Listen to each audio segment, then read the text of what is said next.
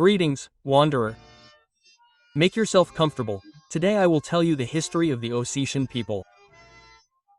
Ossetians, who call themselves Iron Idigor, are an ancient people living in the Caucasus.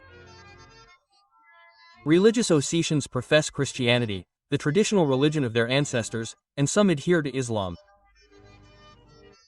The total population worldwide is 700,000 people, of which 530,000 live in Russia, according to the 2010 census. There are 50,000 in South Ossetia, about 40 in Turkey, and 14,000 in Georgia, respectively. Ossetians belong to the Abkhasian anthropological type. Up to 30% of Ossetians are blue-eyed and blonde. About 50% of the population of North Ossetia lives in Vladikavkaz, the capital of the republic. There are more than 100 settlements located throughout the republic, but only 5 have city status. The most significant and interesting cultural monuments of the Ossetian people are undoubtedly towers, castles, fortresses, crypt necropolises, and defensive walls. They were built in every gorge inhabited by Ossetians. These structures were a reliable guarantee of the freedom of clans and families, providing refuge for their owners. Ossetians in North and South Ossetia occupy the most strategic geographical position in the Caucasus, as one of the shortest routes to Transcaucasia, the Daryal Gorge, passes through their territory. For 3 kilometers, cliffs rise above the riverbed, reaching a height of 1,000 meters. Today, this pass is better known as the Georgian Military Highway. However, in ancient times, this pass was better known to travelers as the Alan Gate. This is the ancient name for the Daryal Gorge, derived from the name of the Alans, the people who ruled it. In the early Middle Ages, the gorge through which the Terikrik River flows served since ancient times as a vital passage through the main, or watershed, ridge of the Greater Caucasus. The Scythians, Timur's army, and the Persians, Arabs, and Tar Mongols marched through it southward into the southern Russian steppes in the 10th century. Ossetian, the only language of Europe and the Caucasus that belongs to the Iranian branch of the Indo-Iranian language family, or more precisely, to the northeastern subgroup of the Iranian branch, is the only surviving relic of the Scythian-Sarmatian language world. 2 dialects are distinguished, Djor and Iron. Although Ossetian is an Iranian language, it differs significantly from other Iranian languages.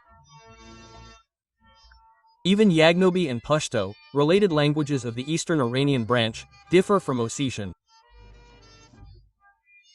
The Scythian-Sarmatian theory of the Olan origin of the Ossetian language is supported, in particular, by the presence in the vocabulary and even grammar of traces of Slavic and Germanic languages. The language most similar to Ossetian is that of the Hungarian Jasins, descendants of the Alans who migrated to Hungary in the 11th century. For this reason, in English language literature, the Jassian language, now extinct, is often referred to as a dialect of Ossetian. In the 19th century, the Zelenchik inscription from the 10th century was discovered, containing text in Ossetian written in Greek letters. There is no evidence of Ossetian writing before the second half of the 16th century. To spread Christianity among the Ossetians, Ossetian translations of religious texts began to appear towards the end of the 15th century. The modern Ossetian written language was created in 1844 by the Russian philologist of Finnish descent, Andreas Sjögren. Between 1923 and 1938, the script was converted to a Latin base. Since 1938, North Ossetia has used the Russian alphabet, while South Ossetia has used the Georgian alphabet. In 1954, this script was abolished, and the Cyrillic alphabet, the same as in North Ossetia, was introduced in South Ossetia. Until 1937, the Djor dialect of the Ossetian language, Vers FSR, was considered a separate language. A special alphabet was developed for it. A literary tradition was founded. However, in 1937, the Dedigor alphabet was declared counter-revolutionary, and the de jure language was again recognized as a dialect of the Ossetian language. History. I want to say up front that I personally do not claim that the above version is true and that other versions are false. I am merely citing the version of certain scholars and historians. A link to these sources will be in the description below this video. From the end of the second millennium to the end of the first millennium BC, a widespread expansion of Iranian-speaking tribes, the modern ancestors of the Ossetians, from the Central Asian region occurred. As a result, Iranians were dispersed across large areas of Eurasia, from western China to Mesopotamia and from the Hindu Kush to the northern Black Sea region. As a result of this long-distance migration and increasing isolation, Iranian unity disintegrated at the beginning of the first millennium BC. Consequently, the Iranian language group is highly differentiated, and the languages of its extreme branches are completely incomprehensible. Following the Iranian languages, ancient Iranian peoples are sometimes divided into Western and Eastern. However, for the ancient Iranians themselves, such a division is unlikely to be relevant, since in the first millennium, all Iranian languages were still closely related and mutually intelligible. Much more relevant was the distinction based on economic type. Some Iranian peoples were sedentary farmers or semi-sedentary mountain herders. Others adopted a nomadic lifestyle.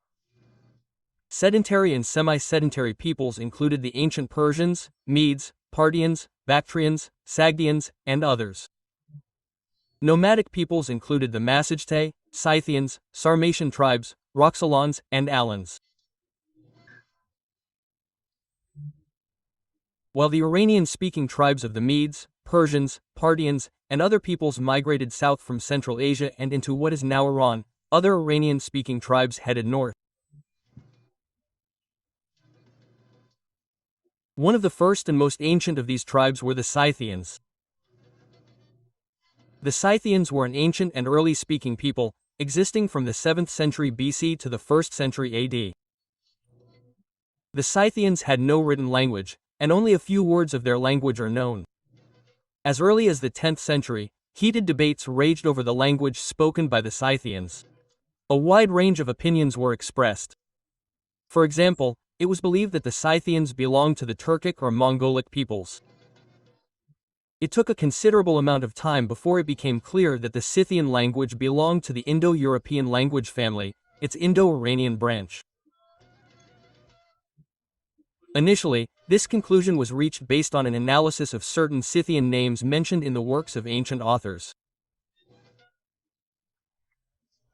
Scholars established that these names were Iranian, as they were derived from words already known to researchers from ancient Iranian scriptures such as the Avesta and others.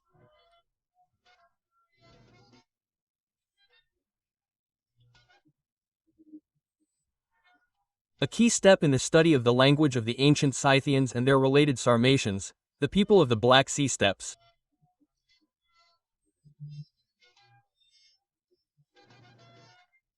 These inscriptions, thoroughly studied by Russian scholars, yielded a wealth of anomaly material. Along with Greek names, they mention a large number of personal names of new origin, belonging to the local Nelic population. Among them, many unmistakably Iranian names were identified as early as the late 10th century. Much credit for establishing this fact goes to the Russian scholar Miller. He also demonstrated the particular affinity of the Scythophis tribe's language with Ossetian, one of the modern Iranian languages. Miller made a significant contribution to the study of the language, culture, folklore, and epic poetry of the Ossetian people. The relatively generally accepted history of the Scythians and Scythia of the 6th century BC began with the invasion of the main Scythian forces into the northern Black Sea region, where the Cimmerians had ruled for centuries. By the 6th century BC, the Cimmerians were driven by the Scythians from the northern Black Sea region all the way to Asia Minor. In the 70s of the 6th century BC, the Scythians, pursuing the fleeing Cimmerians, invaded Media, Syria, and Palestine. According to Herodotus, they dominated Western Asia, where they established the Scythian kingdom of Ishkuza. However, by the beginning of the 6th century BC, they had been driven out. Traces of Scythian presence have also been found in the northern Caucasus.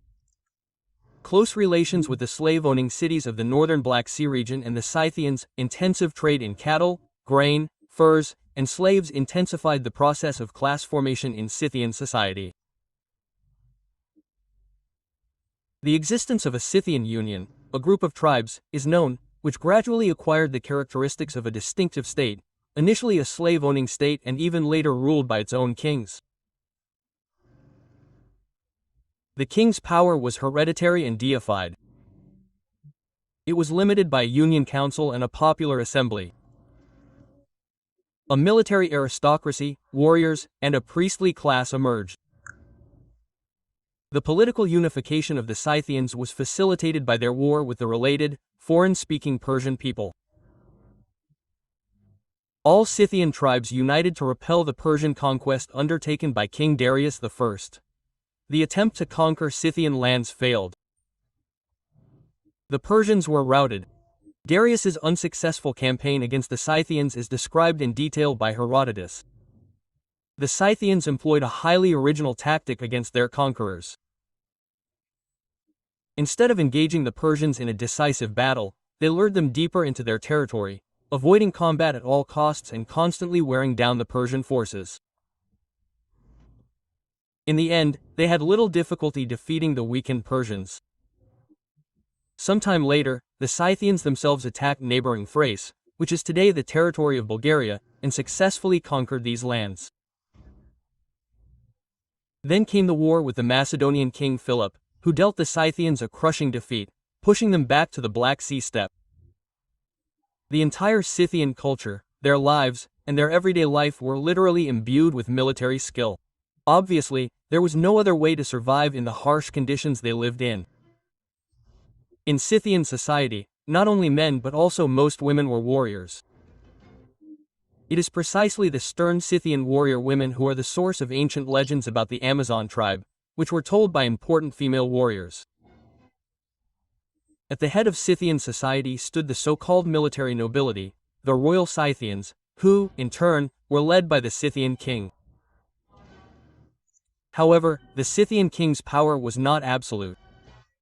He was more like first among equals than a sovereign with unlimited power. The king's responsibilities included command of the army. He also served as the supreme judge, resolving disputes between his subjects and performing religious rituals. However, the most important matters were discussed at democratic popular assemblies known as the Scythian Council. Sometimes the Scythian Council even decided the fate of their kings. An undesirable king could also be easily deposed and killed, as happened, for example, to the Scythian king Anarcharsis, who, after marrying a Greek woman, became addicted to Greek culture and the Greek way of life. The rest of the Scythians perceived this as the king's betrayal of Scythian customs. The punishment for this was the king's death. The most interesting works of art discovered by archaeologists in Scythian burial mounds are objects decorated in animal style. These include arrow quivers, sword hilts, women's necklaces, mirror handles, buckles, bracelets, torques, and so on. The cult of fire and the sun dominated Scythian religious life. An important rite was the veneration of the royal hearth. Religious rites were performed by kings, and the Scythian king was also the religious head of the community. Around the 2nd century BC, Scythian civilization began to decline. The territory inhabited by the Scythians also significantly shrank. The Scythian tribes were not homogeneous.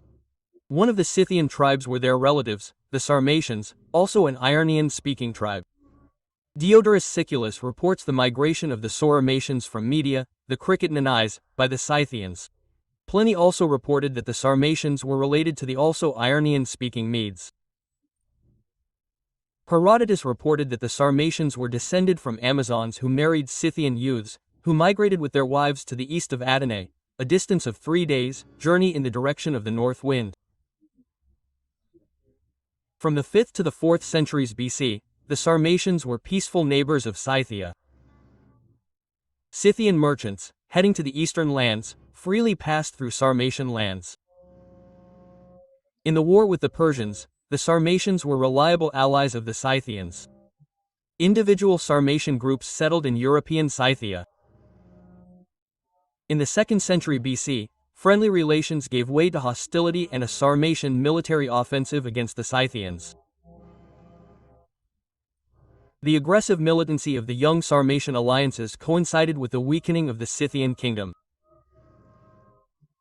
At the end of the 1st century BC, the Scythians were defeated by the Thracian ruler Lysimachus.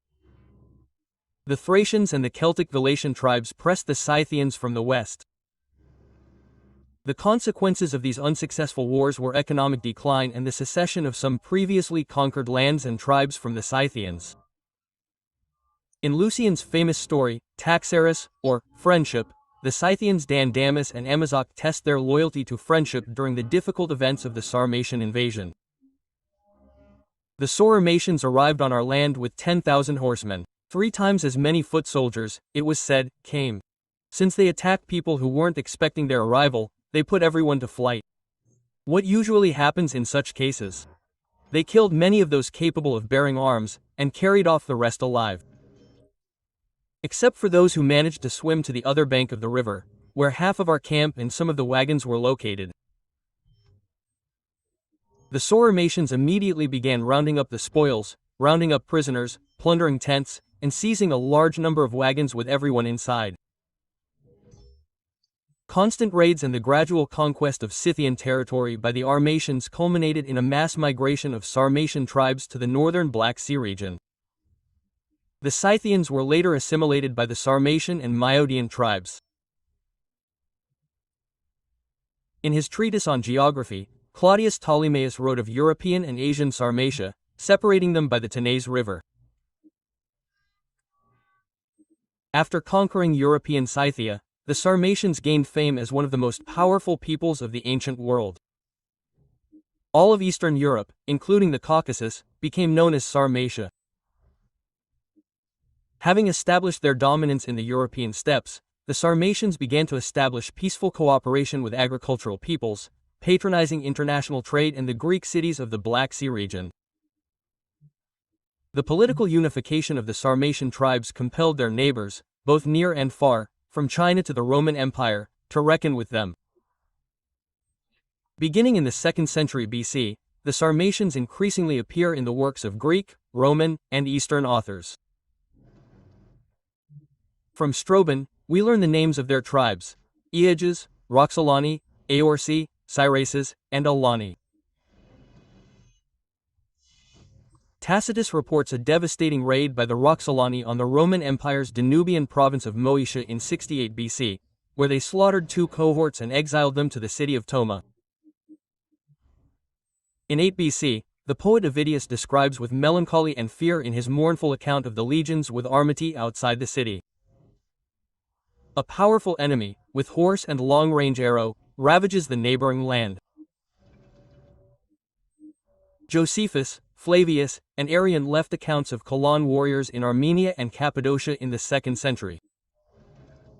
The harsh and eternally warlike Alans, they wrote.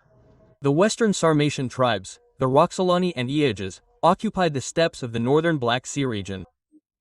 Around 125 BC, they created a powerful, though not very stable, federation, the emergence of which is explained by the need to resist pressure from the eastern Sarmatian tribes.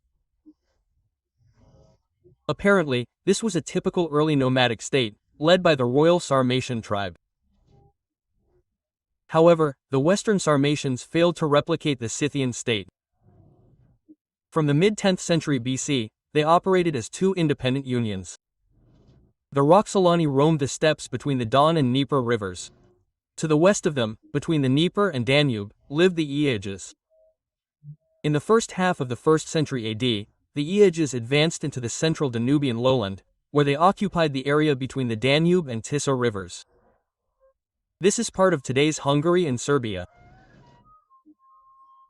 Following the Aeages, the Roxolani approached the border of the Roman Empire, most of whom settled along the lower Danube in what is now Romania. The Western Sarmatians were restless neighbors of Rome, alternately acting as its allies and adversaries, and never missing an opportunity to intervene in the internecine struggles within the empire. As befits an era of military democracy, the Sarmatians viewed Rome as a source of rich spoils. The methods of acquiring it varied: plundering raids, extracting tribute, and military mercenaries. Beginning in the second half of the century, the Sarmatians, responding to the call of the Dacia king Decibel, took part in the Dacian Wars. In 1087, the Roman army under the command of Cornelius Fuscus invaded Dacia. The Romans suffered a defeat at the Battle of Topai. The Dacians extracted annual subsidies from Rome in exchange for participating in the defense of the Roman borders. The Aeages also received a portion of these subsidies. The Roxolani and Aeages were loyal allies of the Dacians and took part in all military campaigns. The Dacians waged war against the Romans, including the First Dacian Campaign of Trojan and the Second Dacian Campaign of Trojan. This continued until the summer of 106, when Roman troops finally captured Dacia and its capital, Sarmi-Zigatuza. Having suffered enormous losses, the Aeages were never able to regain their former power. Leadership now passed to the Roxolani, tribes living further east and therefore not under Roman occupation. After the fall of Dacia, the Romans continued to pay tribute to the Roxolani for a time. However, they soon abandoned this. Having ceased receiving tribute, the Roxolani and the Aeages invaded Rome's Danubian provinces in 711. After 2 years of raids, the Roman Empire, desiring peace on its eastern borders, was forced to resume payment to the Roxolani. The Romans concluded a peace treaty with King Resperiganus, who held 2 titles, King of the Roxolani and King of the Sarmatians. This may indicate that the Aeages and Roxolani formerly maintained a single supreme authority.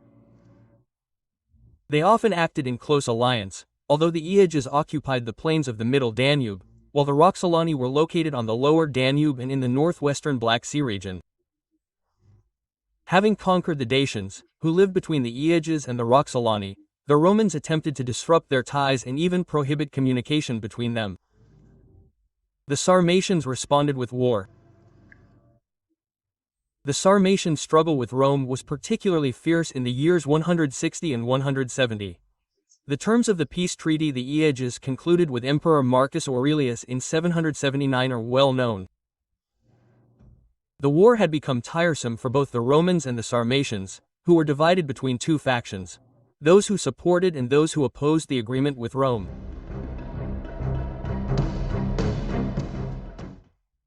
Finally, the peace party prevailed, and King Benotispes, the leader of the war proponents, was taken into custody. King Xanthicus led the negotiations with Marcus Aurelius. Under the treaty, the Aeages were granted the right to pass through Roman territory by the Roxolani, but in exchange, they agreed not to sail on the Danube or settle near the border. The Romans subsequently lifted these restrictions and established days during which the Sarmatians could cross to the Roman bank of the Danube for trade. The Aeages returned 100,000 captives to Rome. An 8,000-strong detachment of Aeages cavalry was accepted into the Roman army.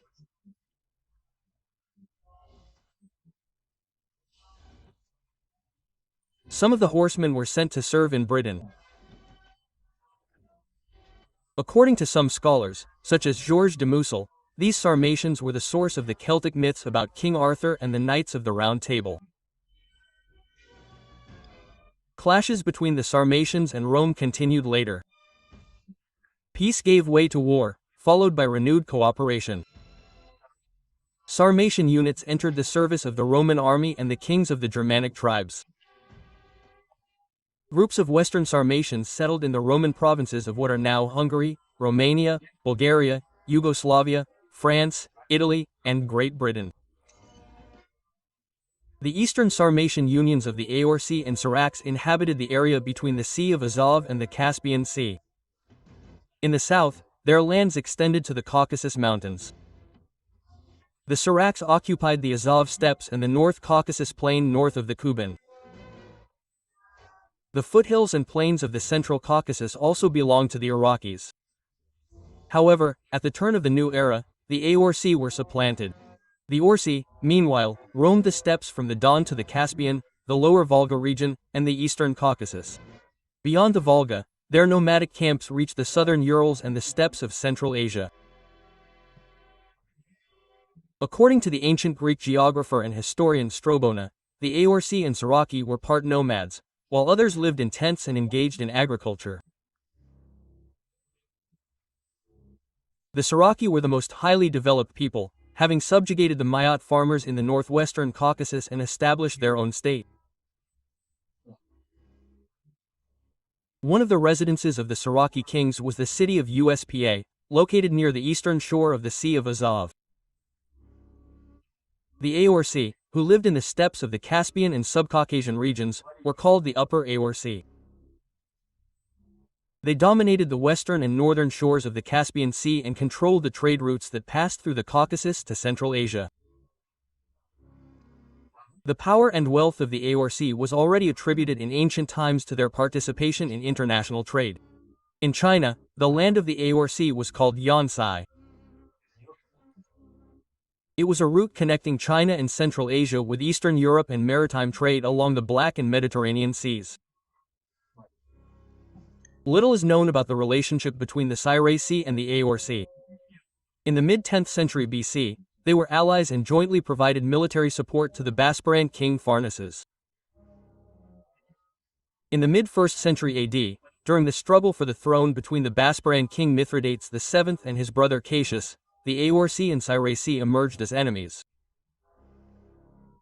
The Sirasi supported Mithridates, while the Aorsi, along with the Romans, sided with Cassius. The combined forces of the Romans, Aorsi, and the Basparan opposition captured the Iraqi city of Uspa. These events were described by the Roman historian Cornelius Tacitus. He recounts that after the fall of Uspa, the Saracen king Zorcinus decided to prioritize the welfare of his people and lay down his arms. Deprived of allies, Mithridates soon ceased resistance. Unwilling to fall into Roman hands, he surrendered to the Eorzean king Yunan. The Sarmatians left their mark on southern Ukraine and Russia. Remnants of their living language survive.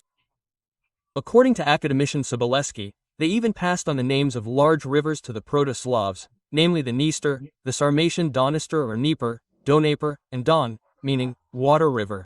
From the Sarmatian Donu, Don, and the Ossetian Don, meaning water river. The names of many other rivers are translations from Sarmatian. Some historians have suggested that the Sarmatians were the main ancestors of the Eastern and Southern Slavs. However, this theory has been rejected by most scholars, who point to the clear differences between Sarmatian culture and that of the ancient Slavs. The Alans were one of the alliances of nomadic Sarmatian and early speaking tribes that came to the attention of ancient authors in the mid-1st century AD. The term Alan derives from the ancient Iranian word Ariana, a popular ethnonym for the Scythian-Sarma people. The Alans were particularly distinguished for their militancy among the Eastern Sarmatian alliances led by the Aorsi. Sources of the era are replete with references to the indomitable, brave, and eternally warlike Alans. Ancient tradition mentions them in the lower Danube, in the northern Black Sea region, and in the steppes of the Ciscaucasia region. In the 1st century, Alania is mentioned as a territory inhabited by the Alans. At the same time, the Terek River was named Alanta. No later than the mid-2nd century, Chinese chronicles rename the former Aorsi possessions, located in the plowshares of the Caspian steppes, as Alanya. Simultaneously, the names of other Sarmatian tribes disappeared from the sources. All this was part of a process whose essence was that the Alans, according to the 2nd century author Ammianus Marcellinus, gradually wore down their neighbors through constant victories and extended their name to them. The Alans conducted campaigns across the Caucasus, using both the Dalia-Olan Gate and the Durban passes, ravaging Caucasian Albania. Anthropocene and reaching Cappadocia, as in 134, they established contact with several North Caucasian mountain tribes, becoming a true betch of Transcaucasia. Echoes of these events survive, not only in ancient Georgian chronicles, but also in ancient ones. The ruler of Cappadocia, Flavius Arrianus, considered it important to compose a work, the Alanian history. The Alans played an active role in the affairs of the Basparan kingdom. A group of Olan translators existed in Phanagoria. The military authority of the Alans was so significant that the Roman Empire created a special military manual for combating them, and the Roman cavalry adopted a number of Alanian tactics. In 372, the Alans were defeated by the Huns, after which some Alans found themselves caught up in the Great Migration of peoples. And through Gaul and the Petinian Peninsula, they even reached North Africa. Another portion of the Alans, forced to retreat to the foothills of the Caucasus, adopted a sedentary lifestyle and agricultural and pastoral economy. Their main territory of settlement became the Central Caucasus, from the right tributaries of the Kuban in the west to the upper reaches of the Terek River in the east, from the main Caucasus Ridge in the south to the upper reaches of the Kuma, the Mimilka River, and the right bank of the Kembalayevka in the north.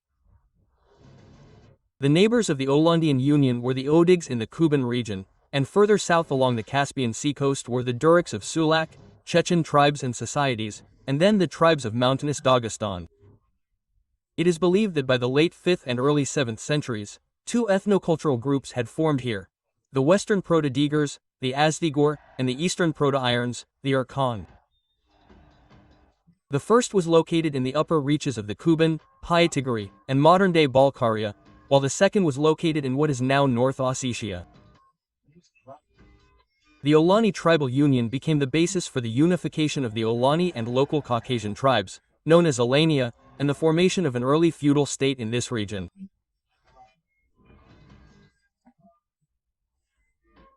Around 375, the Western Alans, in alliance with the Gubni, defeated the kingdom of the Astgothic king Hermenurich, drove the Astgoths from the areas between the Don and Danube, joined the great westward movement of peoples, and then, in 406, allied with the Suevi and Vandals, invaded Gaul.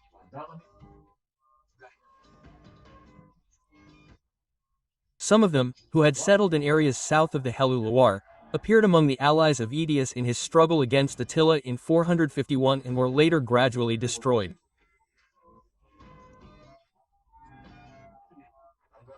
Another portion crossed into Spain in 409. There, they were defeated by the West Indian king Wallia, who had allied with the Romans, and driven back to Lusitania, where references to them eventually disappear. The Togliani invaded Upper Italy as early as 464, but were defeated by the Rezimir. At the end of the 4th century, the Germanic Vandal tribe, under pressure from the Goths and Huns, moved west from their homeland in Pannonia. In 406, the Vandals, allied with the Alans and Suevi, invaded the Roman province of Gaul, ravaged it, and in 409 captured Spain.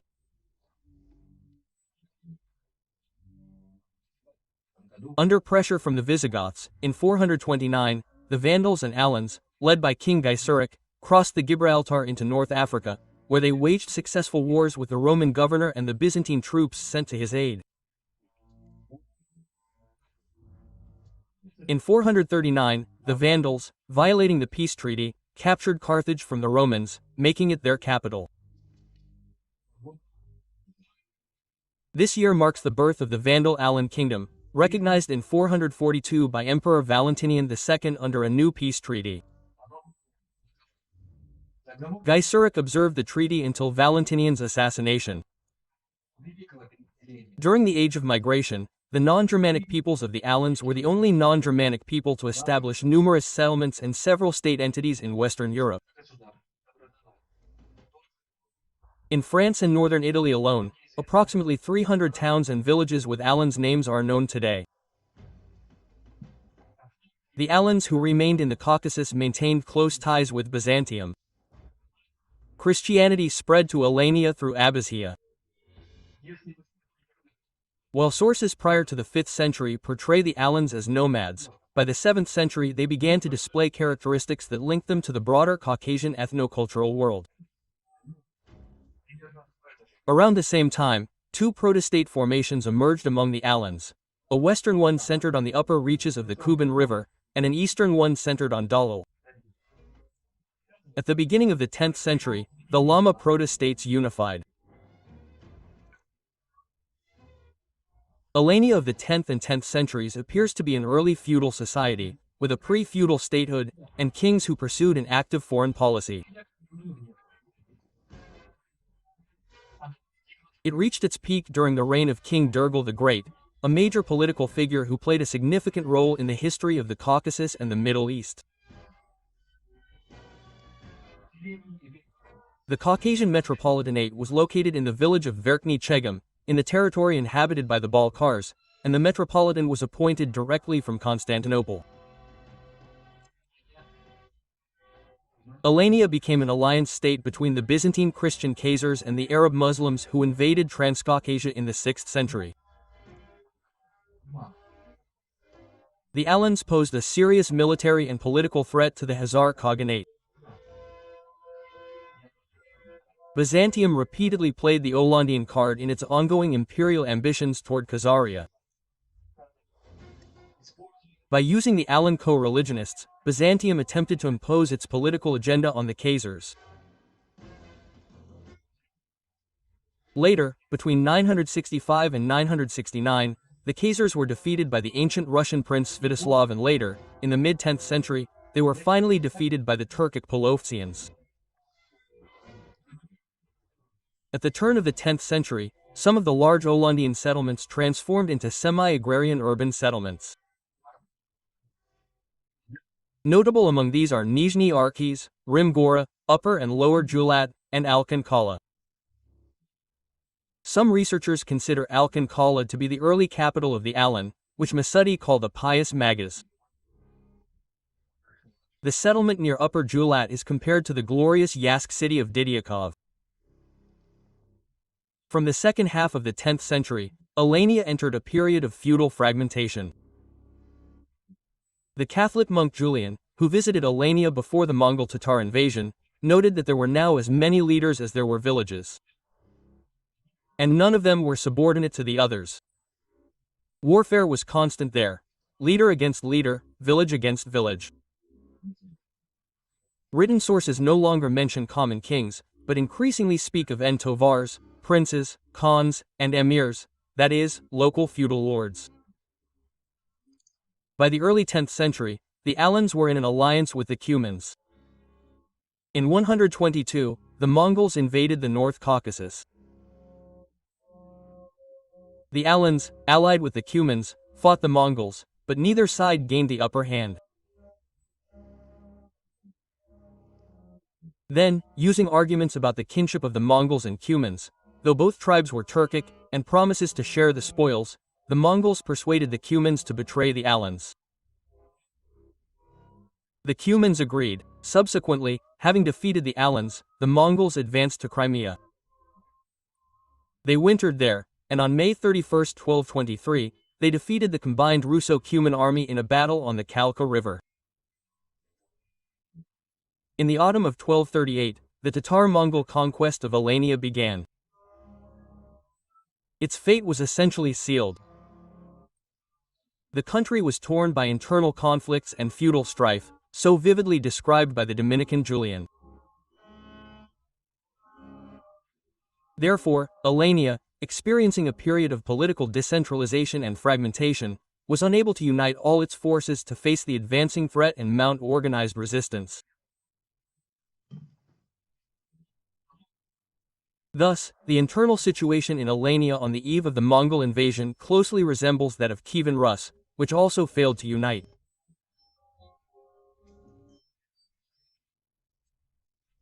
The fall of Magas, Alania's most significant and fortified city, in January 1239 was a heavy blow to the Alans, decisively deciding the outcome of the struggle in favor of the conquerors. As a result of the 1238 to 1239 campaign, a significant portion of the Alania plain fell to the Tatar Mongols. Alania itself ceased to exist as a political entity. This was a major catastrophe for the medieval North Caucasus, dramatically altering the balance of political power in the region, reshaping its entire life and ushering in a new historical era of the late Middle Ages.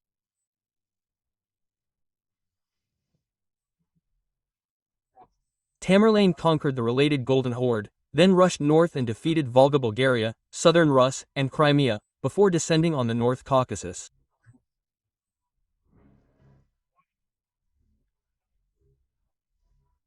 Departing from Azak and Azov in the autumn of 1395, Tamerlane first attacked the Circassians in the lower reaches of the Kuban, then moved up the river into the domain of Budaberdi and Burakan, rulers of the Azaz. Timur then invaded the gorge. This invasion is recorded in Ossetian folklore, primarily in the Djor historical song, Zadaleskaya Nano. Remnants of the Alans survived high in the Caucasus Mountains. In their chronicles, the Georgians called the Alans, Osi, and Ovshi, with the Georgian topoform, Eti. Armenians also called the Alans, Osi, and Russians called the Alans, Yasi. The name of the Yasi, a people related to the Ossetians, derives directly from Ossa. From the Russian ethnonym Ossetians, it entered other languages. Two leading ethno-forming components actively contributed to the formation of the modern Ossetian ethnic group and its culture: the steppe Ionian language and the indigenous mountain Caucasian language, understood as the bearer of the vibrant Kaban archaeological culture of the first millennium BC.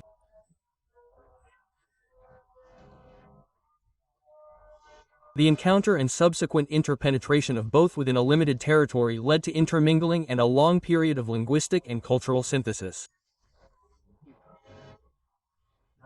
The Ossetians are an Iranian-speaking people, Indo-European in language, Caucasian in physical appearance and many cultural elements. The hypothesis of an Iranian origin for the Ossetians was first proposed by Jan Potocki in the 15th century, developed in the first half of the 10th century by Julius Klaproth, and soon confirmed by the linguistic research of the Russian academician Andreas Shogren.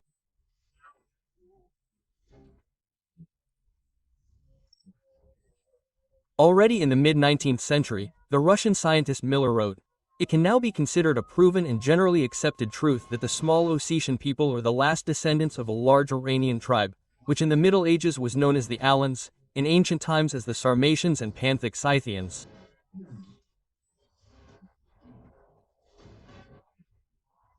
In the 10th century, the Alans found themselves locked in the mountains of the central part of the North Caucasus, and their lands on the plain became the property of Kabardian feudal lords and Turkic-speaking tribes. From the end of the 10th century, Islam began to penetrate into North Ossetia, which is associated with the proximity of Muslim Kabarda and its influence due to the land dependence of the border Ossetian population on it.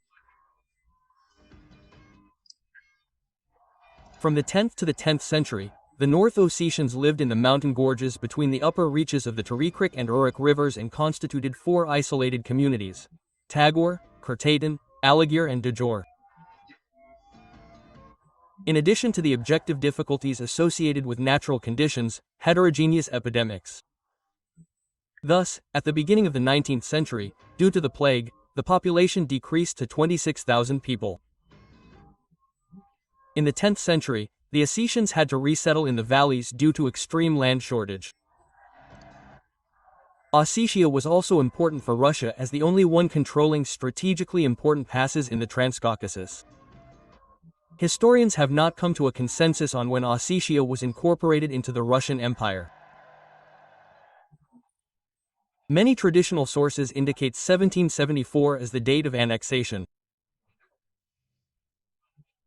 However, most likely, the legal formalization of the network's inclusion into the Russian Empire occurred much later, already in the 19th century. In 1784, the fortress of Vladikavkaz was founded to control the Dural Road. Until 1830, mountainous South Ossetia remained outside the control of the Tsarist administration, although nominally considered a possession of Russia. The actual annexation of South Ossetia occurred in 1830 after a devastating military expedition of Russian troops led by General Rannenkampf. In 1843, on the territory of South Ossetia, as part of an Ossetian district named after General Rust's, was established in the Tiflis Governorate, which included part of the territory of the modern Russian Federation. The administrative governance of the Ossetian district was carried out by the Jaf district chief and the chief of the mountain peoples. The inclusion of South Ossetia in the administrative territorial system of the Russian Empire was not accompanied, however, by Russia's recognition of any dependence of South Ossetia on Georgia. By order of the emperor, the South Ossetians were transferred to the category of state-owned peasants. While the wounded General Kampf was smashing South Ossetia, a detachment was being assembled in Vladikavkaz to punish the North Ossetians and Ingush living on both sides of the Georgian military highway. Major General Prince Abkhazov, a man who had served for 30 years in Georgia and was well acquainted with the local conditions of the region, was appointed commander of this small detachment. The task now assigned to the Georgian Prince Abkhazov was to secure the Georgian military highway from bandits by neighboring peoples. Considering mutual regarding the situation between these tribes, Abkhazov decided to first head east to pacify the Ingush, and then turn to the permanent conquest of Ossetia. This latter goal was to be kept a top secret for a while, so as to deprive the Ossetians of the pretext of assisting the Kists and Joriks. From Vladikavkaz, Abkhazov sent proclamations to Ossetia, and especially to the Taugarians, inviting them to follow the example of the Ingush and submit without resistance. The Taugarians refused. One of the Ossetians, Beslan Shanaev, had already managed to gather up to 2,000 men and, unanimously recognized as the leader of the uprising, occupied the pass from the Terek Valley to the Janaldan Valley. Russian troops suppressed the Ossetian resistance by armed force, conducting a punitive expedition. The people lost their self-government and their privileges. Of all the lands belonging to the Taugarians, Kurtadan, a space was formed among the Jorikas, Kistans, and Galgay that was to introduce the beginnings of civil order into the life of the Ossetian people. The bailiff was appointed from among Russian officers, and his assistants and elders in the villages. Although there were natives serving by popular election, none of them could be replaced without the will of the Russian ruler. In 1841, a rebellion broke out again in South Ossetia. Prince Aristov's detachment, sent to suppress the uprising, was defeated. After this, Colonel Andronik was sent against the rebels. The Tsar's troops besieged the rebels in the fortress of Bagiat-Kari, where they locked themselves in with their families. The besieged were offered to surrender or at least hand over their women and children. To this, the rebels replied that they had long ago condemned themselves to death and designated these towers as their grave. Their families would rather perish with them than fall into enemy hands. After this, the towers were blown into the air, burying hundreds of women and children with their husbands and fathers under their rubble. In 1849, there was an uprising in the Jaf region. Sympathy for the movement of Imam Shamil among the broad masses of the population in North Ossetia was expressed, in particular, in the growth of apostasy among Ossetian Christians, in their conversion to Islam. This was a very important symptom. It is not without reason that the Tsarist authorities immediately took energetic measures.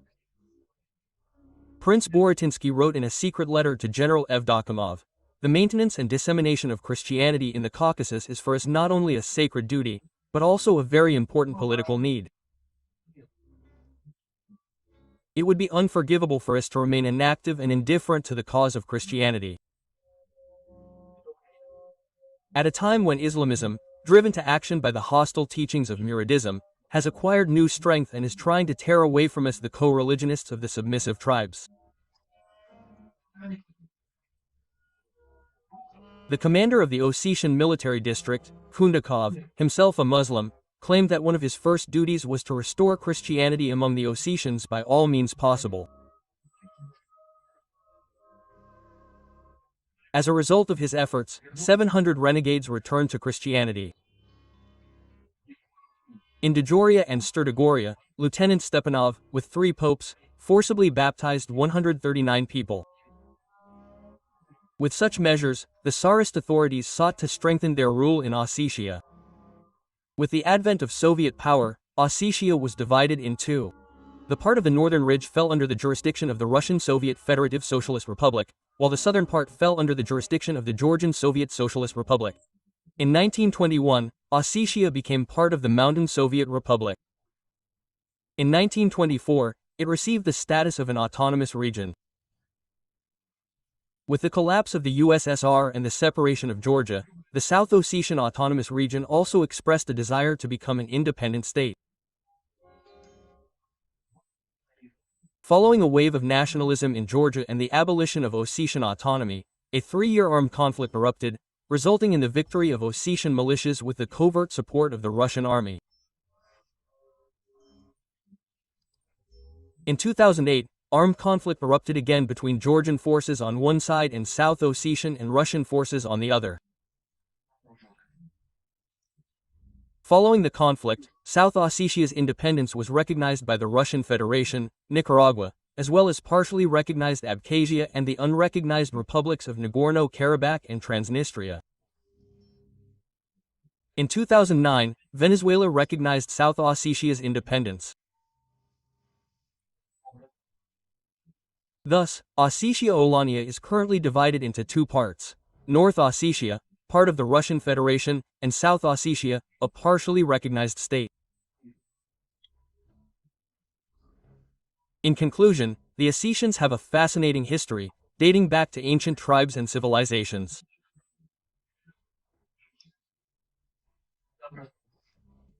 Let's wish this open, kind, beautiful, and brave people prosperity, to catch up with their great ancestors in numbers while preserving their native Ossetian language and culture, and to unite this artificially divided people with peace and prosperity. I have created groups on all popular social networks. Please subscribe, the link is in the description. These groups are currently holding a vote on which hero of the Caucasian War should be featured in the next video. Vote, your opinion is important to me. That's all I have to say. If you liked the video, please support it with a like. Be sure to subscribe to the channel. To see the video first, click the bell icon. Until next time, bye.